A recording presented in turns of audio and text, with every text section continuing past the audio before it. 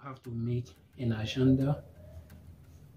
Monday, what you are going to do on Monday, on Tuesday, Wednesday, and so on, every single day.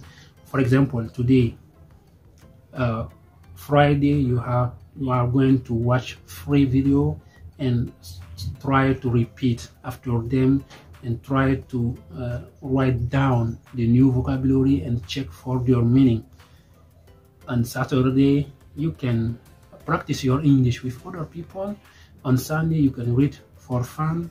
On Monday also, you can listen, or you can learn about grammar.